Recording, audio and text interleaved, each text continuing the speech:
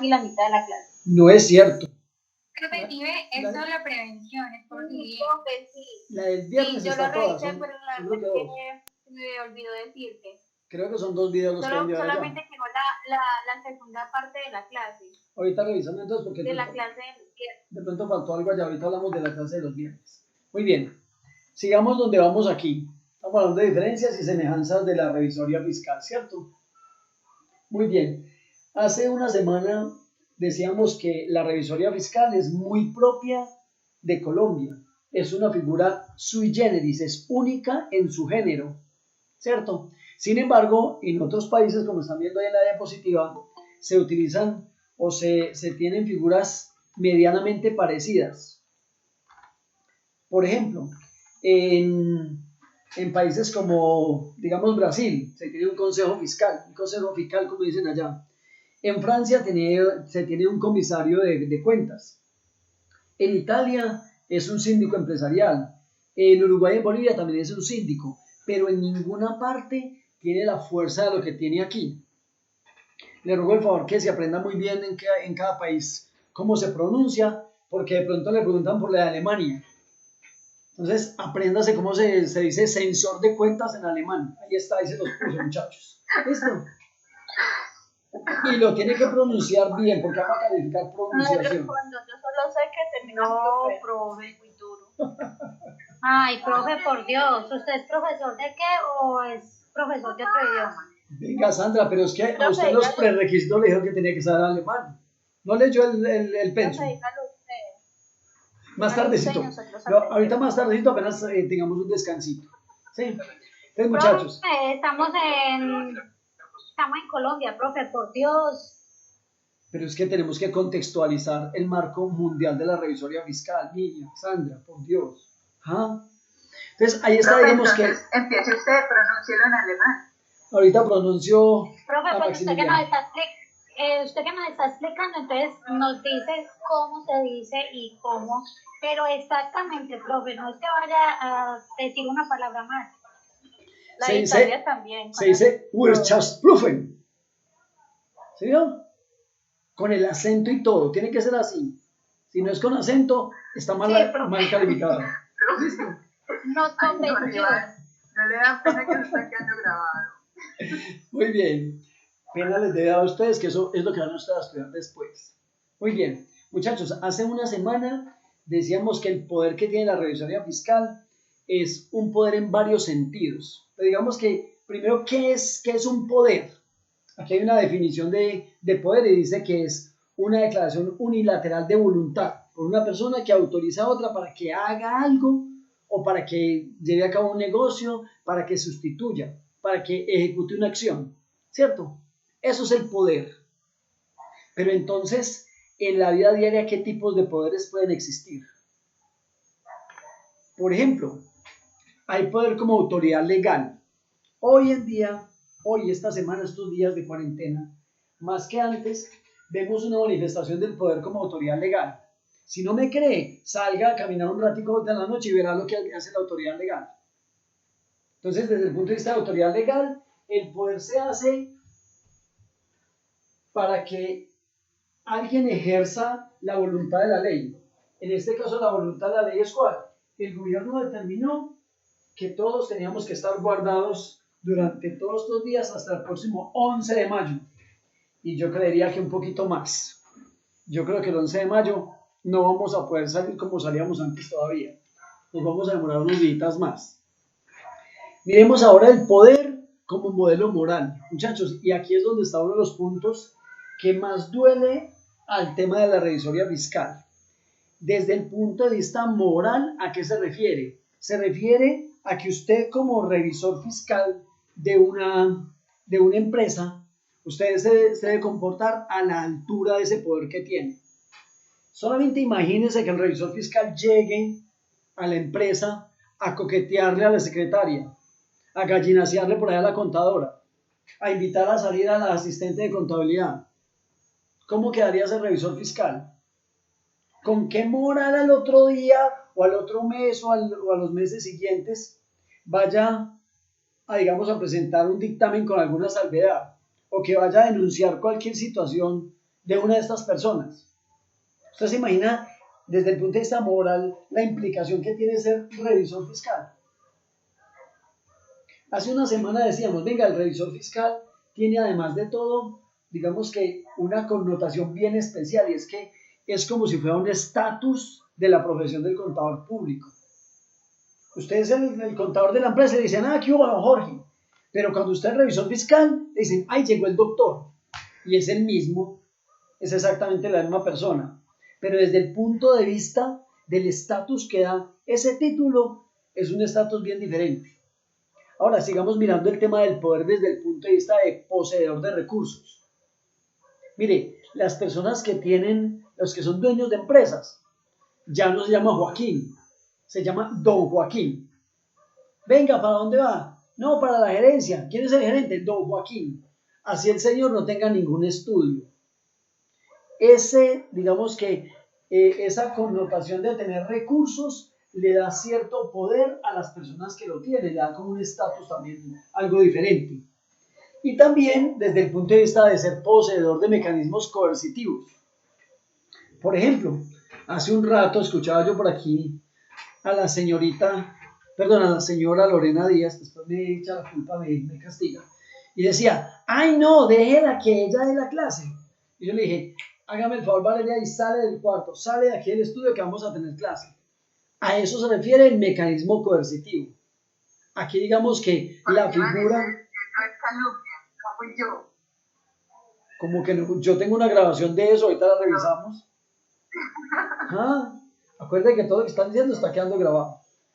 Entonces, desde el punto de vista de mecanismos coercitivos... Puede que había sido yo, pero ella ayudó. Ay, Virgen Santa, ¿qué es esto? Entonces, desde el punto de vista de mecanismos coercitivos, el papá le dice a uno, la mamá le dice a uno, está aquí en la casa a tal hora, y si no, se atiende a las consecuencias. Hay un mecanismo coercitivo, hay un poder que, digamos, da la misma sangre, da la consanguinidad. El poder no es otra cosa que mandar y castigar, sino denunciar. ¿Sí? Para este caso, la revisoría fiscal. El poder no es mandar, no vea, haga este registro, organice este balance, no.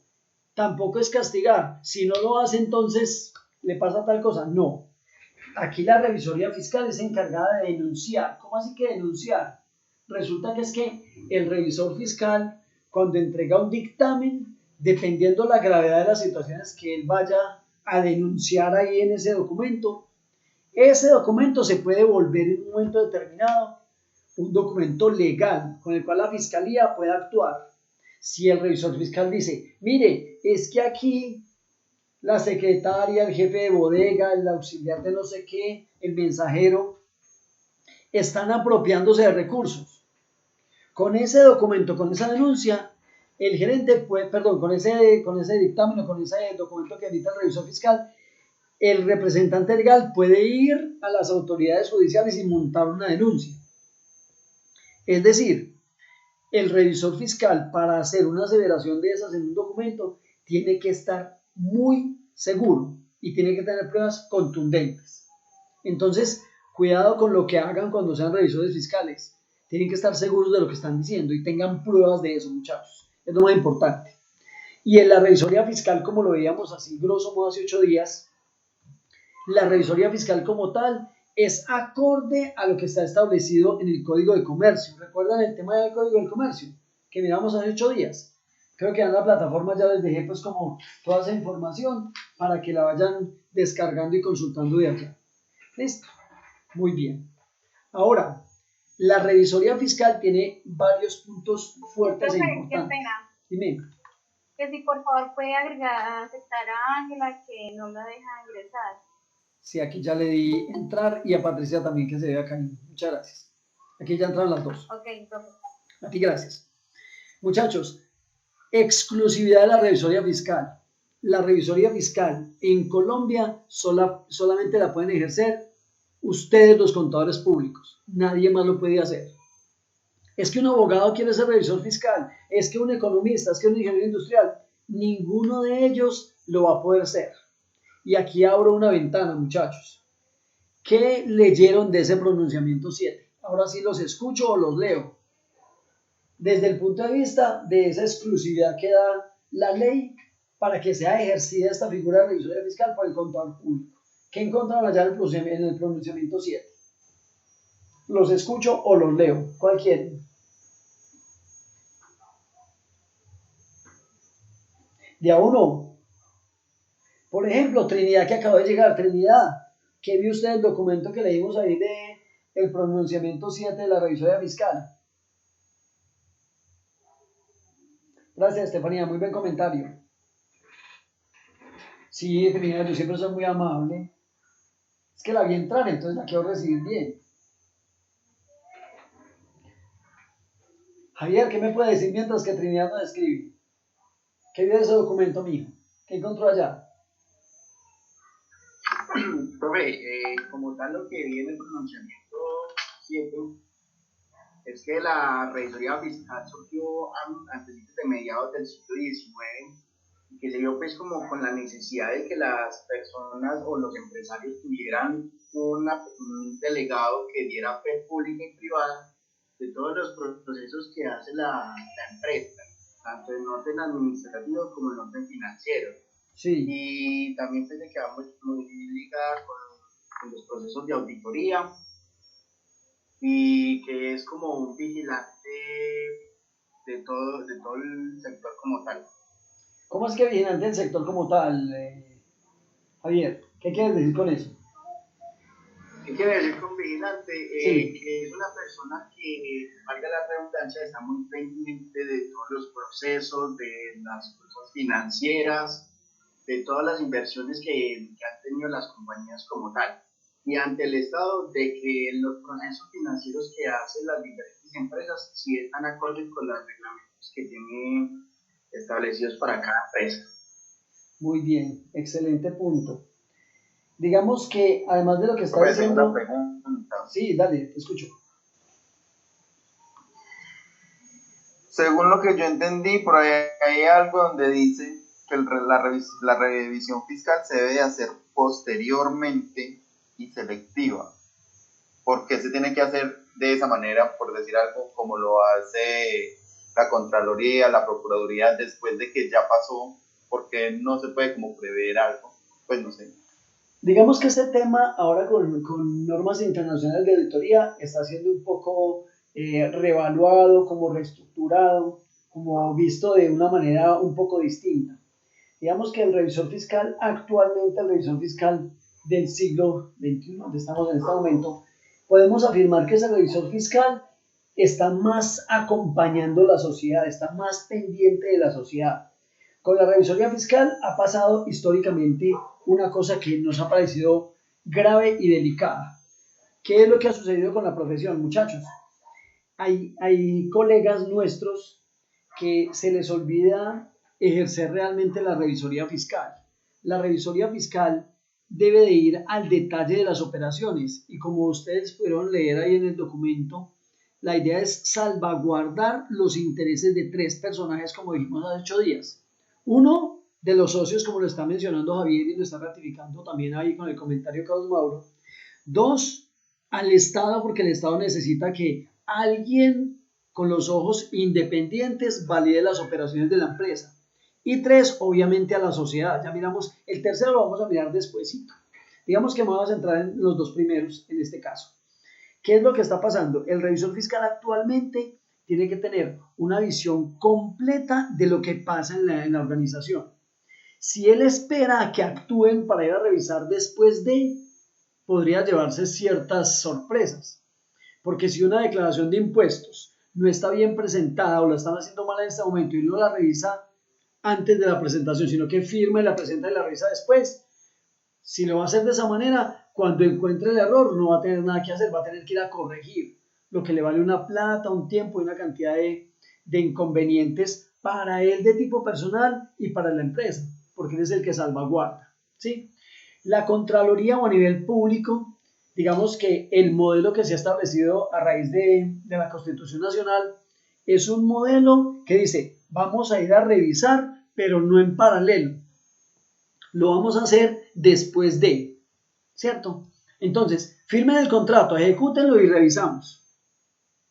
Esa figura se puede volver un poco, digamos que peligrosa, porque es que cuando ya se ejecutó el contrato, ya se compraron los alimentos, ya se compraron las vacunas de lo que haya que comprar o lo que fuera de parte del Estado, si los precios no eran, si se firmó el contrato como no era, si no se entregó los insumos como eran o los bienes que se compraron no se entregaron en debida forma, pues cuando ya se ejecutó todo, la Contraloría ¿qué va a hacer? Va a ir a sancionar, pero la plata va a quedar perdida. Sí, bueno, sí, la Contraloría está sancionando una cantidad de gente, pero miremos el recurso nuestro como nación. Cada uno de ustedes, los que están allá en sus hogares, los que están aquí en esta clase, saben que todos somos contribuyentes de una u otra manera. Usted está pagando impuestos. Cuando usted va y compra algo a la tienda y ese insumo, ese bien es gravado, ese impuesto lo paga usted. Usted se vuelve contribuyente. Entonces, ¿por qué permitimos que el dinero de nosotros se pierda? La Contraloría, cuando hace una figura de esas, es una figura que la hace después de. Ahora, venimos de un modelo a nivel fiscal, a nivel de Contraloría, es un modelo perverso. ¿Por qué lo digo de esa manera, muchachos? Porque es que la Contraloría anteriormente, antes de la ley de la Constitución Nacional del 91, ¿qué hacía? Iba y estaba de frente al ordenador del gasto, al de frente al alcalde, al gobernador, al que fuera, el que tuviera el poder de ordenar el gasto.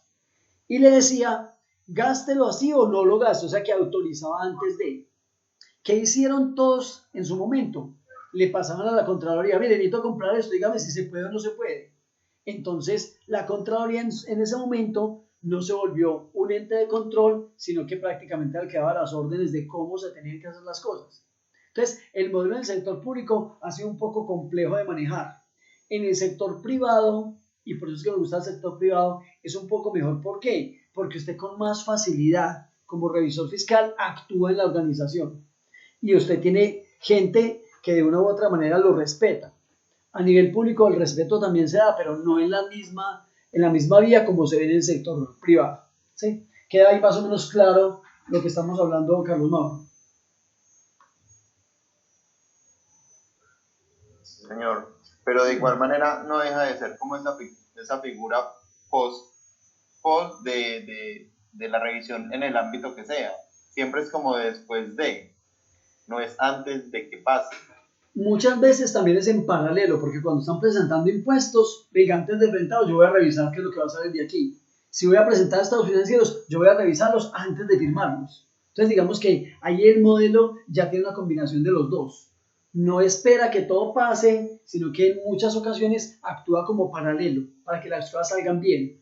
Ese revisor fiscal actual se está volviendo más hacedor de cosas, más gestionador de cosas que el anterior que había, o el que utiliza el sector público mejor. Que el sector público lo que está haciendo es espera que ejecuten y después va y revisa. Que para mí es una figura que el Estado tiene que pensar un poco más a ver cómo lo va a implementar para evitar las pérdidas de dinero que suceden todo el tiempo, ¿no? Por aquí que en los comentarios me dice, en el chat me dice, el contador público actúa como único profesional a quien el Estado le ha facultado funciones de fiscalización, dar fe pública sobre las actuaciones empresariales de los administradores a fin de garantizar el interés de la comunidad y de los empresarios. Excelente comentario. Trinidad, con mucho gusto. Clara dice, por los conocimientos técnicos que tiene el contador para poder evaluar la gestión administrativa. Sí, digamos que por eso es que la figura tiene la exclusividad del contador público. Sí, digamos que es un poco técnica de algunas cosas. Lina Marcela Villa, Lina, buenas noches, qué bueno que haya venido. Que la revisoría fiscal debe ser integral, eso es el pronunciamiento, y que el revisor debe conocer en detalle a la empresa a la cual le va a prestar sus servicios. Eso es fundamental. Trinidad dice, habla de la enmarcación de la Constitución Nacional en cuanto a los controles financiero, legal, de gestión y de resultados. Digamos que en esas 4 aristas, en esas 5 aristas, perdón, es que se mueve la revisoría fiscal. Va a validar el control, va a mirar la parte financiera, el control legal, el control de gestión y el control de resultados. Muy bien, vamos a ver si de pronto en el curso alcanzamos a mirar algo de lo que son los diferentes modelos de control a nivel mundial. De pronto alcanzamos, entonces eso es un tema interesante para validar. Claudia dice, el pronunciamiento 7 he entendido que la revisoría fiscal ha llevado a cabo desde los tiempos a llegar a unos enfoques y un alcance de trabajo para poder así tener unos representantes con el mayor poder de trabajar con una integralidad plena. Aparte de eso, tener un mayor cambio en los entes de control y vigilancia, donde todo aquel que tenga la duda de entendimiento podrá tener la capacidad de estar cambiando el estilo de trabajo. Sí, buen punto, muy buen punto. Entonces, miren muchachos, ¿qué les quiero yo significar a ustedes? El tema de revisión fiscal es un tema que, la verdad, cuando usted llega a una posición como esas, jerárquicamente en el organigrama, usted está por encima de cualquier persona en la organización, inclusive por encima de la gerencia. Y ese es un punto que hay que meditar muy bien. El gerente no es el jefe del revisor. El revisor no es el jefe del gerente tampoco. El jefe del gerente es... ¿Quién es el jefe del gerente a propósito? Asamblea. La Asamblea General, ¿cierto?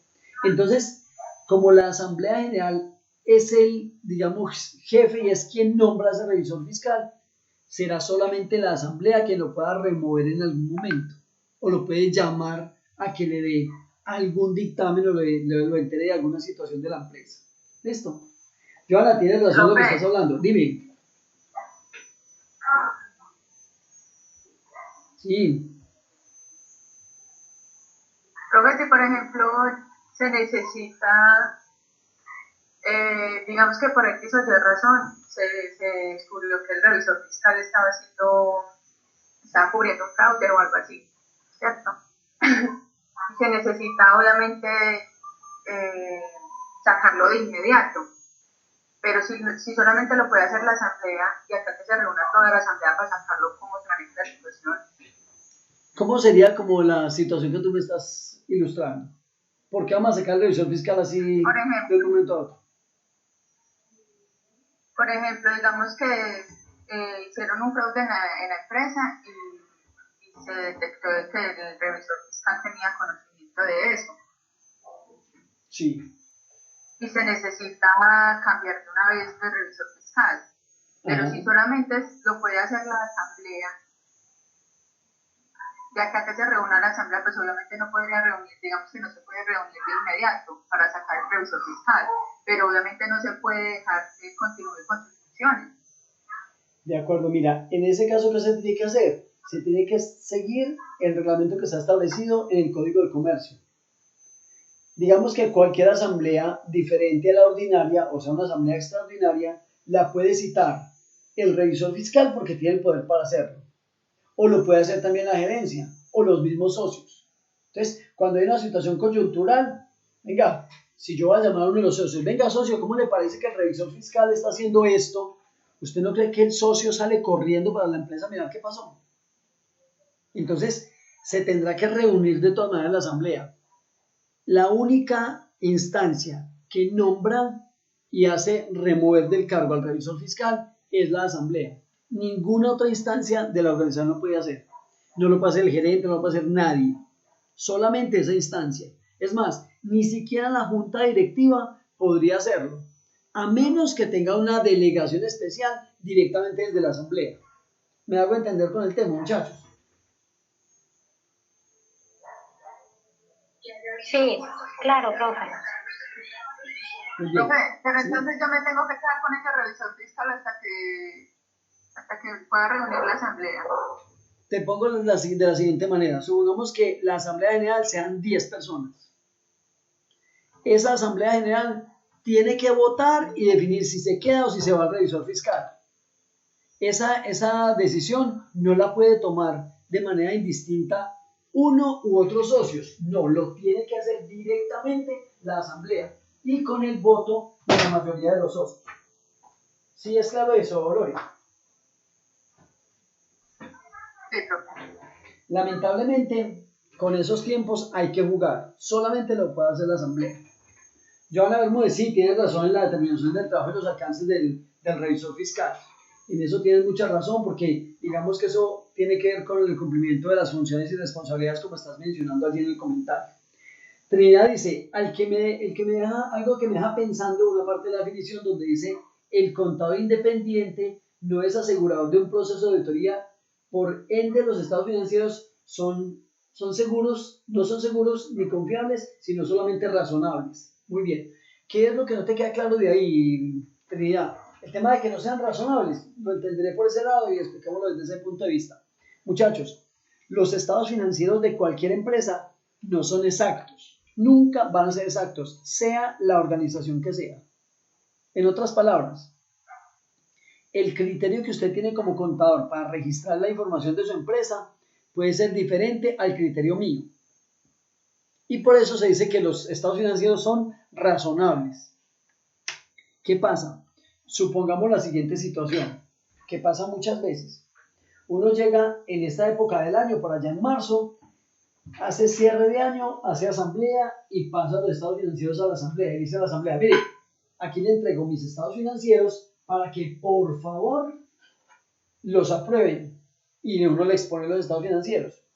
Pero ¿qué tal si aprueban estados financieros y a la semana siguiente llega y dice por allá el gerente, uno de los socios, cualquier persona, ¡ay, señor revisor, señor contador! ¿Cómo le parece que en el saco que yo tenía puesto el 31 de diciembre se quedó esta factura? Mira, esta factura es del año pasado. ¿La puede incluir ahí, por favor?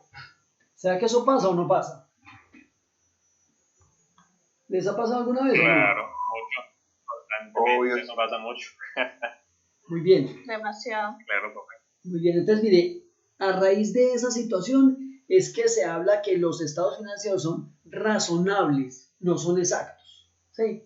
No sé si le queda un poquito más claro, pues, como a Trinidad lo que me está preguntando allí por el chat. ¿Sí? Listo, perfecto. Bueno, Trinidad, con mucho gusto. Muy bien. ¿Quién más hacía comentarios por aquí en el chat? Aquí decía Juliana. Yo le decía, el contador público es el único profesional que tiene la capacidad de ejercer esa función de revisoría fiscal, ya que es gracias a sus conocimientos y habilidades que puede analizar y validar la veracidad de la información con capacidad suficiente de determinar el desarrollo adecuado de los objetivos, el control interno. Entonces yo hay alguna pregunta para Juliana y para todos. Venga, ¿está bien que otras profesiones alrededor de la nuestra estén pretendiendo ser revisores fiscales? Los voy a poner en contexto, muchachos. Hace más o menos unos 7 años, creo que tal vez un poquito más, de pronto un poquito menos, se está tratando de hacer una ley para que la exclusividad del revisor fiscal no sea del contador público. Es decir, que los revisores fiscales también puedan ser abogados, ciertos ingenieros como los industriales, economistas. ¿Y saben por qué han hecho eso? ¿Por qué le han hecho tantos intentos? Han intentado por ahí unas 4 o 5 veces. La última vez que lo vi fue hace unos 3 años en el Congreso de la República. Menos mal que tenemos unas personas buenas, interesantes ahí que han logrado como detener ese tema. Muchachos, ¿saben por qué lo han hecho? Porque se han dado cuenta que el revisor fiscal muchas veces no ejerce ese estatus como lo tiene que ejercer. Voy a tratar de hacerlo entender. Muchas veces el mismo contador o el revisor, pues en este caso, que es un contador público, el revisor fiscal ni siquiera va a las organizaciones, sino que cuando hay que presentar impuestos, lo llaman y le dicen, doctor Jorge Iván, ¿cómo le parece que ya están listos los impuestos? Ay, bueno, doña Clarita, no hay problema, ya los firmo. Como ya es firma electrónica, se mete la DNI y firma los impuestos. Y a los 15 minutos, Clarita, ¿cómo está? Ya le firmé las declaraciones. Ay, doctor, usted tan bello, muchas gracias, tan eficiente usted. Muchachos, ese tipo de actitudes o de actuaciones más bien hace que las demás profesiones vean en ese revisor fiscal una cosa muy fácil de hacer. Si ese es el actuar de los profesionales que tenemos en la calle en este momento, con razón muchas profesiones quieren ser revisores fiscales. Mírenlo desde el punto de vista económico. ¿Alguno de ustedes tiene una medio idea de cuánto se debe cobrar por una revisoría fiscal, por pequeña que sea la empresa? Mínimo, 2 salarios mínimos. 2 salarios mínimos, dice Juan David. ¿Alguien da más?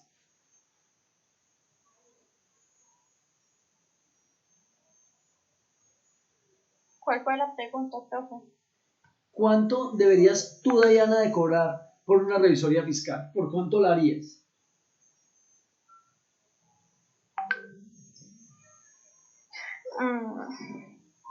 ¿Qué? ¿Por qué?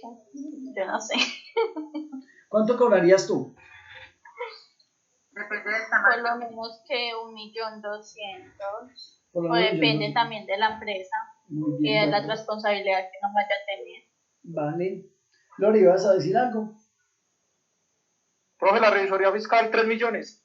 3 millones, dice Sebastián. ¿Alguien da más? ¿Da menos? ¿Cómo se Profe, debería cobrar yo eso? no diría una cifra porque en este momento el mercado no me da pie para hacer eso. La competencia es mucha y tenemos una competencia desleal entre nosotros. Pero Sí. yo diría, para mi concepto, la revisoría fiscal debería estar alrededor de 6-7 millones de pesos por toda la carga que nos toca a nosotros asumir dentro de una organización, ya sea grande o pequeña. La carga es muy grande y yo diría que ese trabajo arduo, si uno lo hace bien hecho, más o menos eso estaría valiendo en este momento, pienso yo. Muy bien, muy bien. Buen criterio.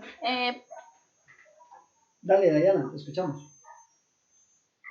Pues yo iba a dar mi punto de vista. Yo trabajo en propiedad horizontal y pues en ese conjunto se requiere el revisor fiscal porque no me he enterado, la verdad. Aquí te vas a enterar. Y bueno, y él ya está cobrando más o menos 800-900 mil pesos. Pero mi papá, yo también trabajo con mi papá y mi papá me explica que no es lo mismo llevar un conjunto a una cosa bien pequeña que llevar una empresa que tenga muchas funciones o que sea muy grande. Entonces también depende de eso. Sí, muy bien criterios de tu papá. Así debería ser. Miren, muchachos, yo soy de los que digo que una revisoría fiscal, por pequeña que sea, no debe cobrarse menos de 2 salarios mínimos. Ahí comparto el criterio de lo que decían ahorita. No puede ser menos de 2 salarios mínimos. ¿Por qué, muchachos? Por algo muy sencillo. Mire, el revisor fiscal tiene una responsabilidad demasiado grande. Y esa responsabilidad tiene que tener un respaldo no solamente, digamos, de cifras y de datos de la empresa y de acceso a procesos, sino también un respaldo económico. Cobrar es lo más complejo que hay. Se lo digo a ustedes, muchachos, que están terminando su carrera. Cobrar es muy complejo. Yo agradezco que cuando hice la carrera hace mucho tiempo, cuando hice mi carrera había una materia que se llamaba mercadeo de servicios profesionales. Yo me sentaba en la cafetería a decir, me toca ahorita mercado de servicios. No, qué relleno, por Dios. Me tocaba irme y me aguantaba la clase. Cuando terminé la carrera yo decía, Dios mío, si que había esa clase con este señor, ¿qué tal yo salir a cobrar sin saber cuánto cobro? No sé si estoy siendo muy descarado o estoy regalando mi trabajo. Entonces, ese tema de cobrar es muy complejo. Ahora, les digo algo. Hay unas cifras y unos datos que tiene por allá publicados el Consejo Técnico de la Contaduría.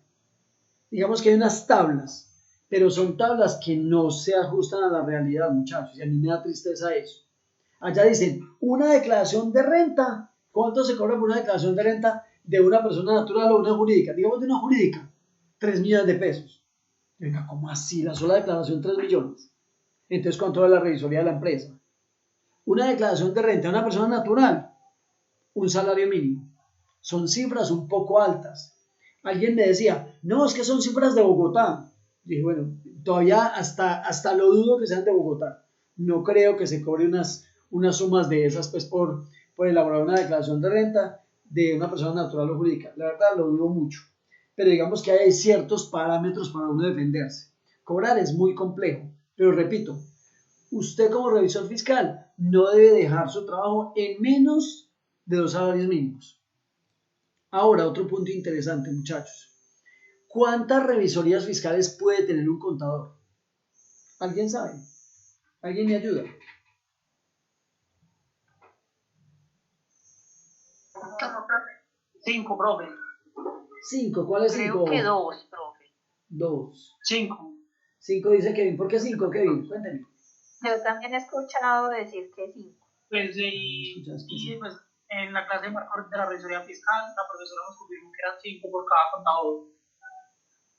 Listo. Muy bien, aclaremos el tema porque se vuelve un poco interesante. Aquí Madeleine dice que también que son 5. Muy bien. Por allá Trinidad hace un momento decía, el presidente cree que un panadero gana 2 millones, entonces ¿cuánto gana el revisor fiscal? Uy, sí tiene razón. Tiene mucha razón. Esos panaderos del presidente ganan demasiado. Muchachos, en Colombia un contador público puede llevar hasta 5 revisorías fiscales siempre y cuando sean de sociedades por acciones. Hasta 5 revisorías fiscales. Si es una revisoría fiscal diferente, podría llevar más. Voy a tratar de hacerlo entender. ¿Perdón? Sí, porque es que por acá estaba leyendo y me decía que un contador puede llevar hasta 5 revisorías si son sociedades anónimas. Si son sociedades y 10 si son sociedades limitadas. Muy bien, entonces miremos el tema despacio, muchachos. Miremos qué es lo que pasa. Mire, el común de la gente es quedarse con la información de primerazo. Y lo que yo siempre he querido es que ustedes que estudian contaduría y digamos que yo tengo el honor de tenerlos en mi clase, quiero que ustedes queden con la información completa. Muy bien, decimos que son 5 revisorías, pero vamos más al detalle. Aquí nos acaban de decir, venga, son 5 revisorías, pero de sociedades anónimas. De las demás no son 5. Entonces hay que tener cuidado con eso, ¿no? Para que lo interpreten muy bien y lo tengan ahí en la mira, muchachos. Tengan en la mira porque es importante pues como la discusión de eso, ¿vale? Muy bien, ese es el primer punto. El segundo punto, ¿cuándo se requiere tener revisor fiscal? Para redondear la idea. ¿Quién está obligado a tener revisor fiscal? Dayana me dirá, los conjuntos residenciales. ¿Todos? Profe, en el artículo 202 del Código de Comercio está. ¿Qué dice? Cuéntame. Artículo 202 del Código de Comercio. Sociedades obligadas en el revisor fiscal. Sí. Las sociedades por acciones. Sí. Las sucursales de compañías extranjeras. Sí. Las sociedades que por estatutos lo determinen. Sí. Las sociedades de cualquier naturaleza cuyos activos superen 5 salarios mínimos igualen o superen los 5.000 salarios mínimos o cuyos ingresos sean iguales o superiores a 3.000 salarios mínimos totales vigentes. Entidades que pertenezcan al sector financiero y sean vigilados por la superfinanciera. Entidades vigiladas por la supersalud. Entidades vigiladas por la Superintendencia de Economía Solidaria. Pero allí hay unas excepciones. Sí, así es. Digamos que vamos como a la generalidad para que nos quede hoy algo claro en la cabeza. Miren, muchachos, para ser revisor, para tener la obligación de contar con los servicios de un revisor fiscal, de manera general, la principal regla es el monto de ingresos o el monto del patrimonio. Si al 31 de diciembre pasado, del año inmediatamente anterior, la empresa o la sociedad tuvo unos ingresos superiores ¿a cuánto? 3.000. A 3.000 salarios mínimos. 3.000. ¿Cuánto es eso en pesos, muchachos? Salarios mínimos. 3.000. ¿Cuánto es eso en pesos? 2.000 millones, más 2.000 y pico millones. ¿Y cuánto es el pico, Alex? No, profe, no lo tengo acá. Me sacaba la cuenta bien. Recuerden que eso es con salario del año pasado. Es decir, 828.116 por 3.000. Eso da 2.400 millones. Así como todo, profe, como con el año inmediatamente anterior. Es correcto, sí. Porque algo claridad, porque a veces se nos olvida y lo hacemos con el de este año. O cuando tenga 5.000 de patrimonio. O sea que 5.000 son alrededor como de 4.000 y pico millones de pesos. Una cifra más o menos como esa. Papá, le tengo la respuesta. Dale. Dice, 3.000 salarios mínimos equivalen a 2.484.300.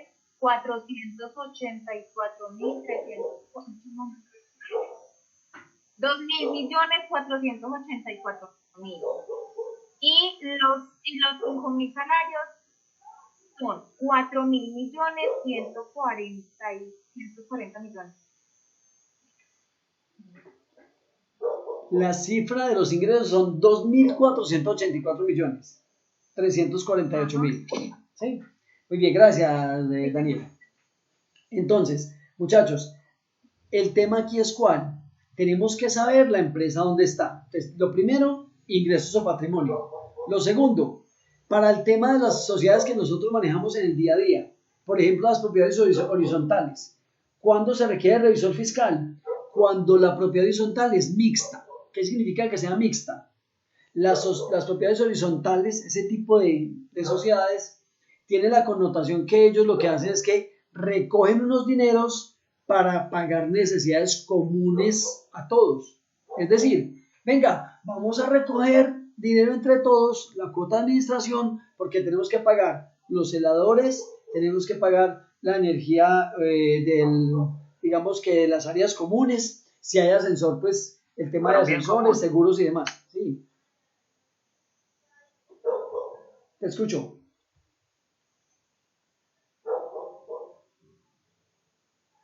Pensé que alguien iba a hablar. Entonces, ¿qué pasa, muchachos? Cuando ese conjunto residencial recoge el dinero, lo recoge para pagar necesidades comunes. Eso es un conjunto residencial normalito. ¿Cuándo son mixtos? Cuando tienen ingresos diferentes a las cuotas de administración. ¿Me hago entender? Es que el conjunto o la administración decidió que los parqueaderos del conjunto los va a alquilar. Cuando van a alquilar eso, tienen que cobrar IVA, porque es un servicio grabado. Y además de eso, como son ingresos que le va a generar riqueza o aumento en el patrimonio a la copropiedad, ellos están obligados entonces a tener revisión fiscal, independientemente de los ingresos. Se la pongo diferente. Un centro comercial. Un centro comercial es una propiedad horizontal. Hay gente que es dueño de un local o de dos y todos se reúnen para pagar el aseo, los vigilantes, la energía de las áreas comunes y demás.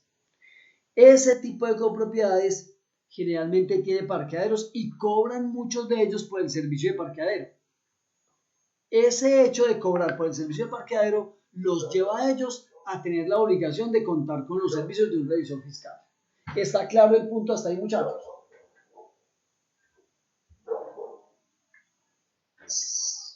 Sí, profe. Tengo una pregunta. Dale, también tiene que ver, por ejemplo, en el conjunto donde estoy, hay una tienda y es un local. Y ese local paga como estilo también una administración o un arrendo. También tiene que ver eso. Todo lo que sean ingresos distintos a lo que recogen de los copropietarios lleva a que la copropiedad se vuelva mixta. Si la copropiedad dice, no, es que vamos a abrir una tienda para que la copropiedad tenga ingresos, se vuelve mixta solamente por ese hecho. Entonces, mira, Diana, cómo se vuelve, digamos, la obligación de tener revisor fiscal en un conjunto residencial, como lo que tú preguntabas. Entonces, yo creo que hoy sales con una visión un poco más clara de por qué en el conjunto donde tú trabajas están obligados a tener revisor fiscal, ¿cierto? Sí, ya, súper claro. Listo. Muy bien. Entonces ya tienes argumentos para ir mañana a hablar allá. Sí, dale, Carlos. Sí, ya.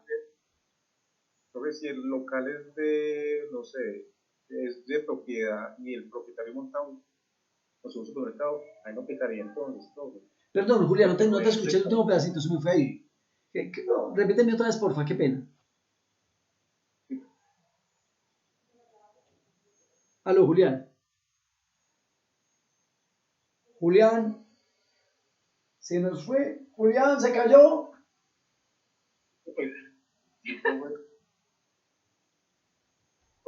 No me quedó claro el tema. Dale, ¿cuál es la inquietud, Julián? Te escucho. La pregunta es, si yo tengo un local propio de ahí en el establecimiento, en el conjunto, y yo lo tengo para, o sea, lo arriendo, eso no aplicaría para tener revisor fiscal. No, porque el dueño de ese local eres tú, un copropietario. Es que yo tengo una casa de la voy a alquilar, es mi casa. Diferente es que las copropiedades muchas veces tienen parqueaderos de la misma copropiedad. Entonces, como el dueño de ese parqueadero es la copropiedad, ¿qué va a decir todo el mundo? Venga, alquílelo para que paguemos menos administración. Ese tema ahí vuelve a esa copropiedad comercial. Es decir, está comercializando un servicio, está alquilando los parqueaderos. No por el hecho de que yo tenga un parqueadero y lo alquile, entonces la copropiedad tenga alguna responsabilidad. No, para nada. Ese bien es privado y yo lo exploto como yo quiera. Pero desde el punto de vista, si el dueño es la copropiedad y lo alquila, ahí se vuelve una copropiedad de tipo mixto. ¿Me hago entender, Julián? ¿Quedó un poco más claro el tema o no? Sí, profe, sí. Ah, bueno, listo, está bien. Listo, con mucho gusto. Entonces, miremos que ahí hay muchas situaciones que tenemos que revisar desde el punto de vista de esta parte de la profesión de nosotros. Y vuelvo y les digo, muchachos, se los digo con humildad y eso sí con mucho gusto, con mucha pasión, de lo que más me gusta a mí es la revisoría fiscal. La vida a uno le da muy duro, diría por allá Claudia Hurtado, que la siento muy callada, está escribiendo un poquito hoy. Miren, muchachos, la vida le da a uno muy duro. Cuando yo hice mi carrera, hace mucho rato, cuando yo hice mi carrera, me hablaban de revisoría fiscal y yo decía, no, qué pereza la revisoría, no, a mí eso no me gusta. Muchachos, cuando salí y me gradué, lo primero que hice fue volverme revisor fiscal a los 6 o 7 meses. Increíble, lo que menos le gusta a uno es lo que más termina haciendo. Ya me enamoré de la revisoría fiscal, después de tantos golpes que me han dado, haciendo que pase.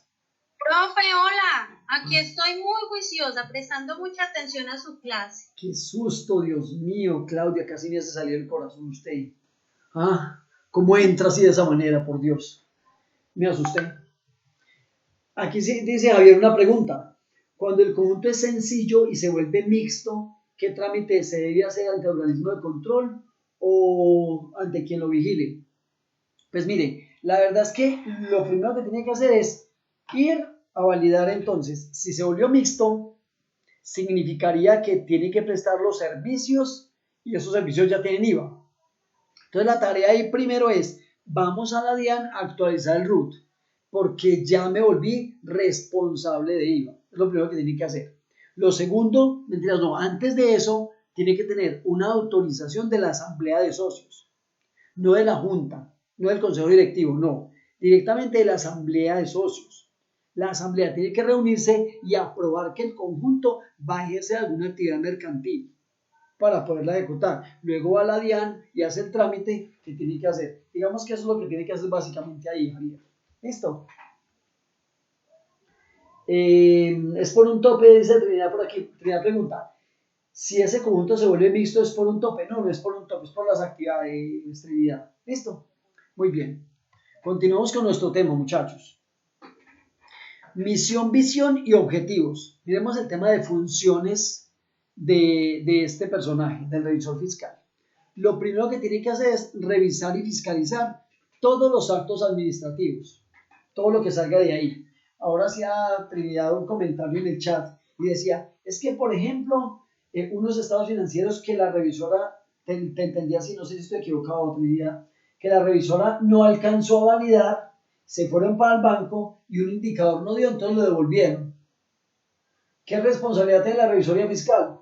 No, la verdad es que la revisoría fiscal no tiene incidencia en indicadores. Se supone que un indicador es por el que nos dio un resultado. Y el resultado, en este caso, es producto de un simple cálculo matemático. Si yo gané o si yo perdí en el año, digamos que esa es mi realidad financiera. Si el banco me va a ir a validar, me va a decir, yo como banco le presto solo a los que tengan utilidad, pues no me va a prestar a mí. Eso no es responsabilidad del revisor fiscal, ganar o no ganar, no. La responsabilidad del revisor fiscal es que los estados financieros digan la realidad económica del negocio. Así sea que dé o que no dé los indicadores, que sea la realidad del negocio. ¿Me hago entender, Trinidad? Sí. Dale, mijo. Es que yo pienso que ahí simplemente se pasan los estados financieros a los bancos. Del banco, si devuelven eso, no tiene nada que ver con la revisora fiscal. Porque como usted dice, o sea, es simplemente que la revisora fiscal hace el dictamen de sus estados financieros, pero pues, el banco cómo va... O sea, no veo pues la relación que tenga ahí la revisora fiscal porque le están echando la culpa. Claro. Lo que pasa es que, mira, aquí Trina me está declarando algo, me dice, no, ella sí validó, ella sí revisó. Es que la culpa del indicador se la echaron a ella, peor aún, muchachos. Eso significa que hay un desconocimiento en la empresa de las funciones del revisor fiscal. Miren, muchachos, lo que ustedes van a ver generalmente en la calle es que le preguntan a uno, venga, yo como tengo ingresos de más de 2.000 y 2.400 y algo de millones, ya estoy obligado a tener revisor fiscal. Entonces, contratan al revisor fiscal y le dicen, venga, revisor fiscal, ¿usted qué es lo que tiene que hacer? Usted tiene que venir a revisar el contador verdad todos los días. Y los revisores tranquilamente dicen, sí, yo tengo que venir a revisar que el contador esté haciendo bien la tarea. Venga, no es que le hayan contratado a una persona y al contador para que le ayude y le revise todas las cosas, no. Eso no es lo que hace el revisor fiscal. El revisor fiscal es el que asegura todas las operaciones de la organización. No es el que viene a revisarle al contador, no, para nada. Eso tiene que quedar claro. El comentario que está haciendo Trinidad aquí en el chat me da a mí a entender que la empresa cree que es una función del revisor fiscal el que los indicadores den. Él no tiene nada que ver ahí en eso. Si dio o no dio, no es para nada responsabilidad del revisor fiscal o de la revisora en este caso. La responsabilidad del revisor es que los estados financieros digan lo que realmente es. ¿Me hago entender ahí, Trinidad? Muy bien. Sigamos. Funciones del revisor fiscal. La segunda función está determinada claramente en el Código de Comercio. Muchachos, la inspección asidua de los bienes. Creo que hace 8 días hablábamos tangencialmente de eso. ¿Qué es una revisión asidua? ¿Alguien sabe qué es eso, muchachos? ¿Qué es una inspección asidua, como decía yo? ¿Qué es una revisión asidua de los bienes? Profe, eso no tiene que ver algo con lo que hablábamos de los carros que estaban en Montería. Es correcto, pero ¿qué es revisión asidua? ¿A qué se refiere eso? Verificar que sí estén los bienes, ¿o qué? Muy bien, con todo el detalle del caso, ¿sí o no? Por ejemplo, cuando yo llego tarde a mi casa, me hacen una inspección asidua. Ya entendió que es inspección asidua, ¿cierto? Ya. O sea, constatar bien que sí se encuentren allá y que sí tengan todo lo que requieren. Muy Eso bien. está en perfectas condiciones. Ya detalladamente, ¿cierto? Ay, eso sí lo entiende, ¿no? Es que, sí, eso es lo que uno dice como tutor, hombre. ¿Cómo es que eso sí lo entiende? Y cuando uno le dice, vaya a una inspección asidua de los bienes, no lo comprendemos. Claro, sí ve. Siempre.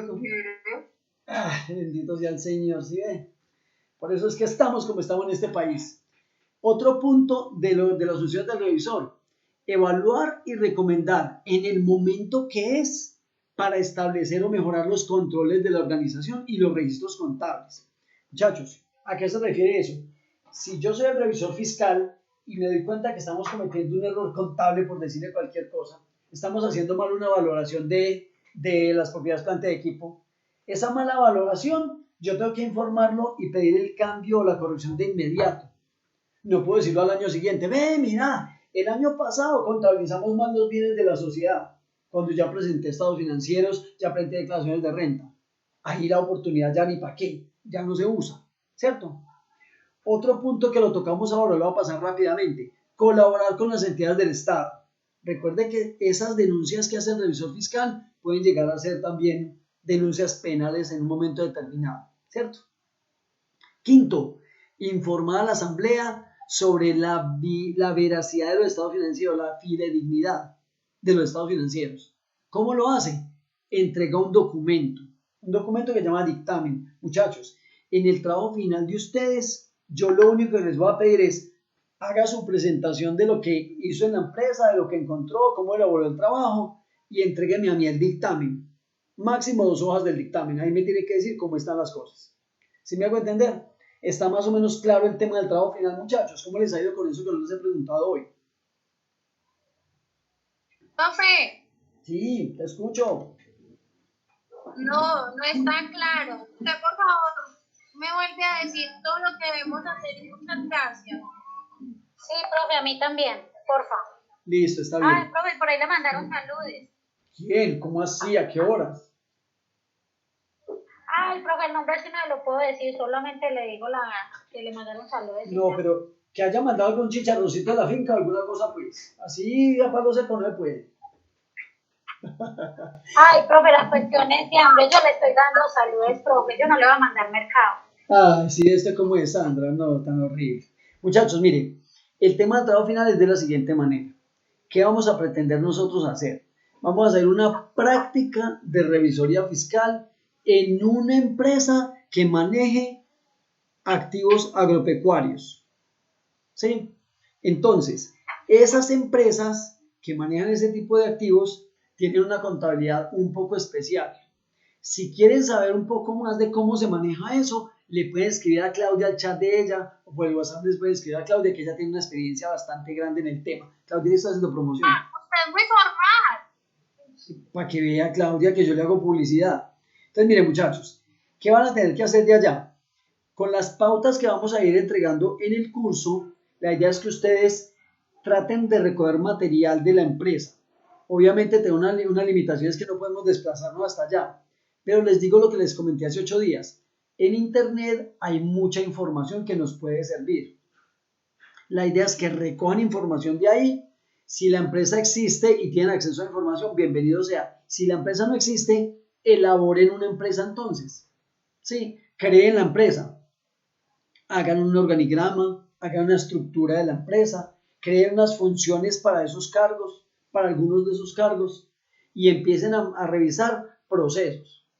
Hacen las matrices que les vamos a explicar acá en el curso de cómo se hace todo, y entonces de allí en adelante, ustedes, ¿qué van a hacer? Van a ir a aplicar todo lo que les entregamos acá, y al final entregan un dictamen de lo que encontraron en la organización.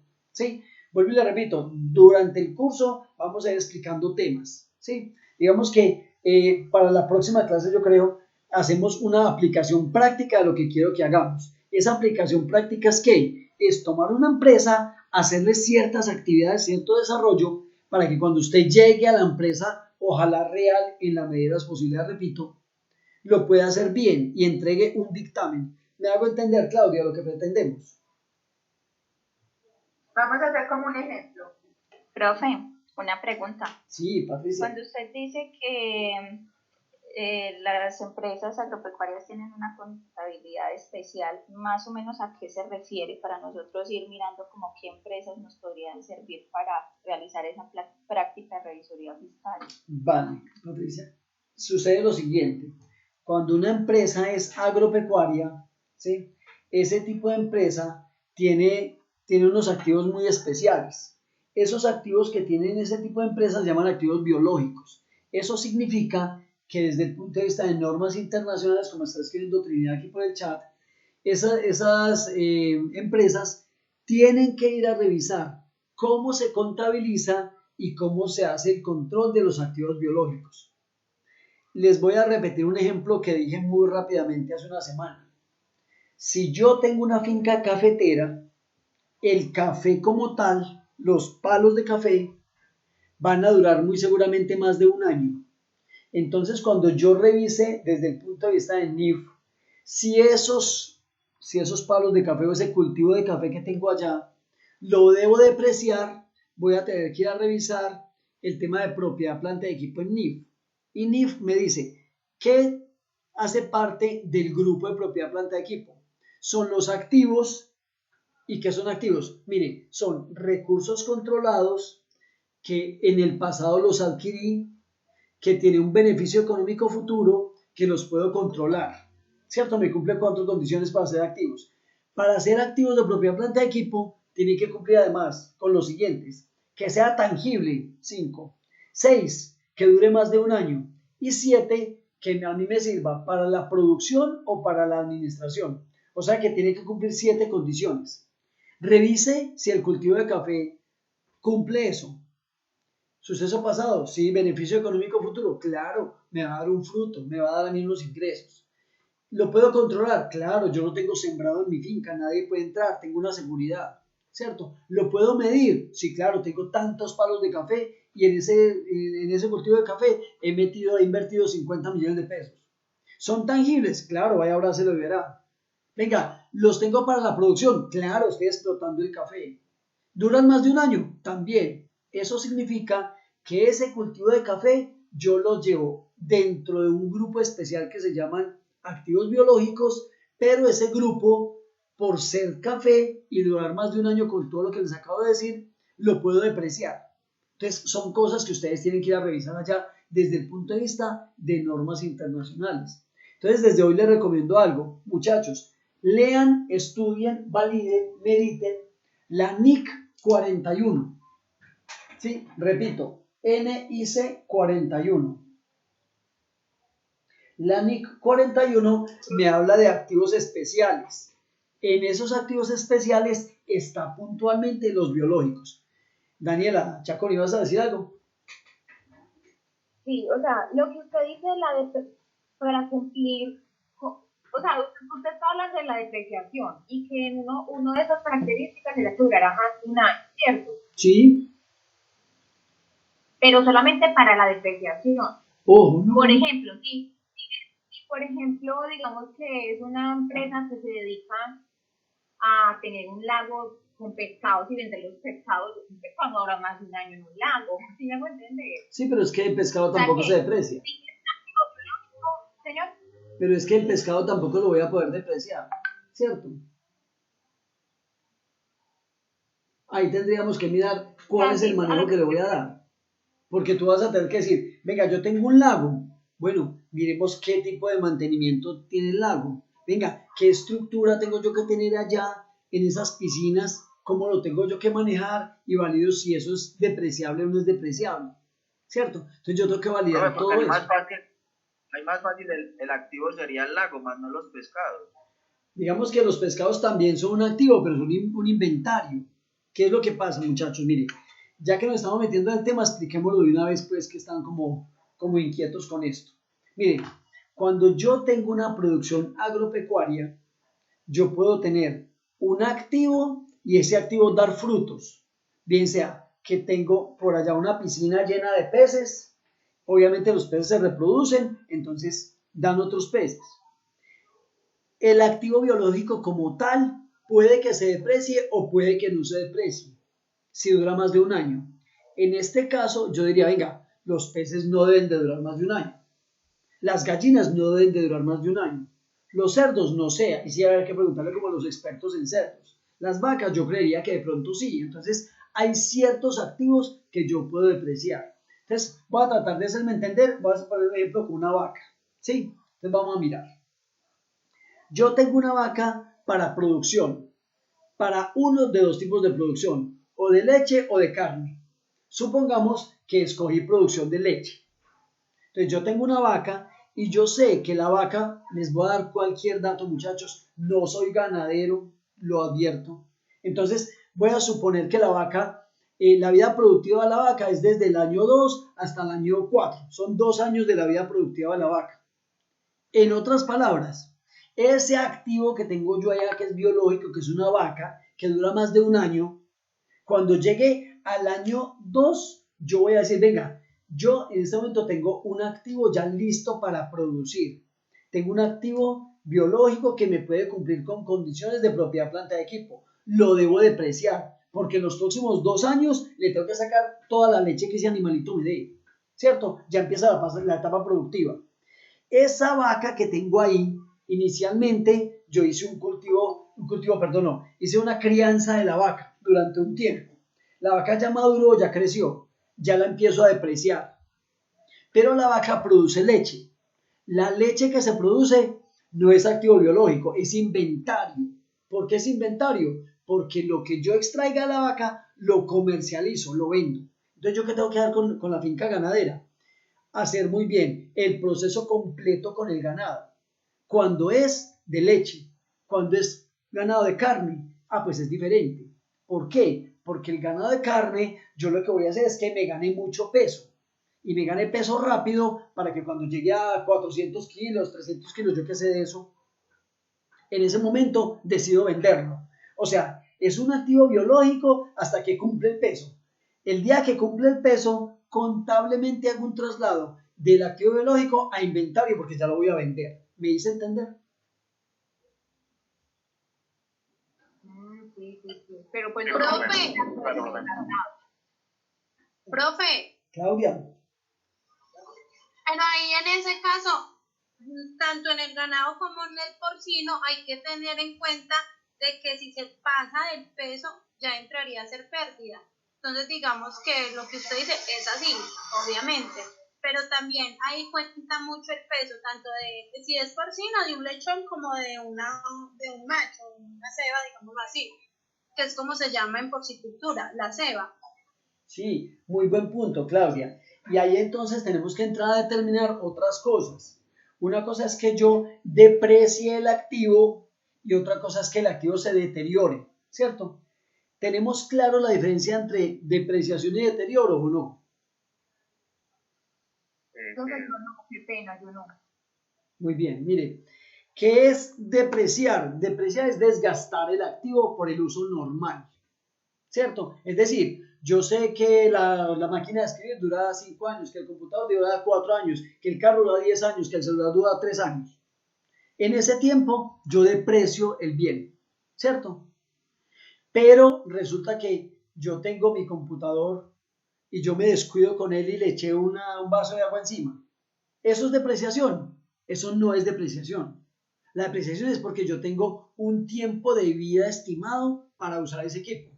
Y en ese tiempo yo voy a ir desgastando el equipo, voy a ir reconociendo un gasto del equipo.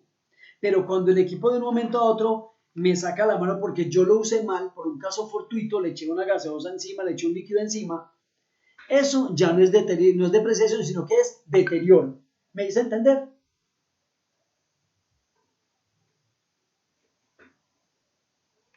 ¿Me hice entender o no? Sí, profe. Sí. Sí, profe. Muy bien, ya te voy a dar paso, Ángela, con lo que me estás diciendo por el chat. Ya vamos a hablar de ese tema, ¿listo? Muy bien.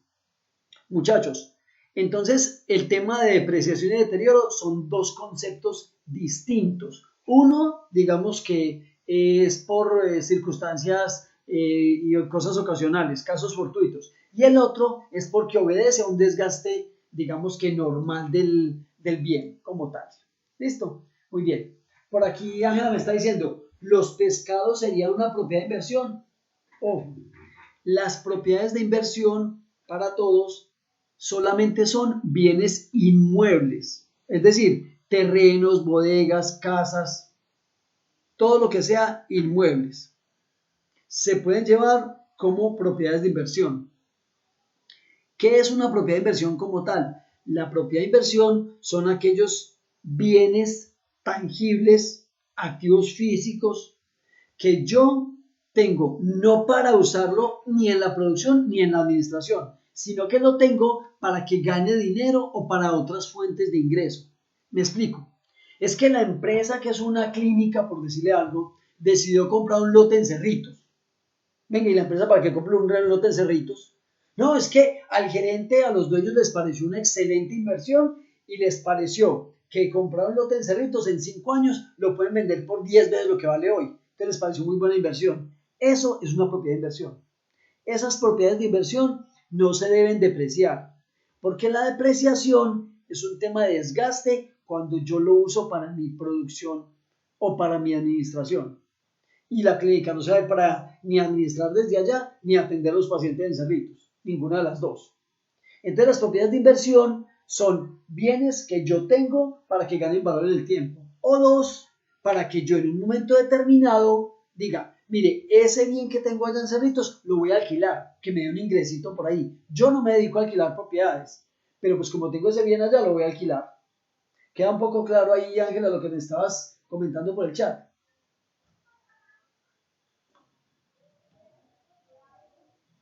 Muy bien, excelente. Profe, pero ahora sí, así otra empresa ejerza otra actividad y esa no sea el 100% de la actividad, eso sería registrar en el rol normal, ¿cierto? Si está prestando un servicio de alquiler por allá en Cerritos y se dedica a lo que es salud, debería estar en el rol como esa actividad secundaria. Pues digamos que no necesariamente, porque es que si es una cosa totalmente ocasional y fue algo fortuito que yo hice, ve, mira, es que alguien me dijo, alquilame el lote de Cerritos que tiene un pasto grandísimo, yo meto un ganado allá para que se coma ese pasto, ¿cuánto me cobras? Te cobro 5 millones de pesos, venga, yo meto mi ganado que se coma eso. Es algo, digamos que no es rutinario, no es la actividad de la empresa. Digamos que sí, metamos la actividad ahí como para tenerla en el root, pero como no es la actividad a la que yo realmente me dedico, es una actividad, digamos, ajena al rol normal del negocio. En ese orden de ideas, ¿yo qué pienso? Mire, usted ahí debería de clasificar ese bien en una propiedad de inversión y le está dando una renta distinta a lo que usted se dedica. Entonces, ahí me queda como más o menos bien el ejemplo que estamos dando para explicar un poco en detalle el tema de propiedades de inversión. ¿Listo? ¿Quedamos un poco claros ahí, muchachos? Clara, ¿quedamos claros o no? Gracias, Juan. Sí, profe. Bueno, muy bien. Continuemos donde vamos, muchachos. Recuerden entonces que ese revisor fiscal le va a dar fe a la asamblea de que los estados financieros están bien. Y más importante, mire, el sexto punto. Yo creo que fue lo que ustedes más leyeron esta semana para hacer el ensayo que me van a entregar ahorita. el revisor fiscal realiza una auditoría integral y de carácter permanente. ¿Qué significa que sea integral y de carácter permanente, muchachos? ¿Quién me ayuda con eso? ¿Qué significa ese último punto que hay ahí? ¿Por qué se dice auditoría integral y por qué se dice que es en todo momento?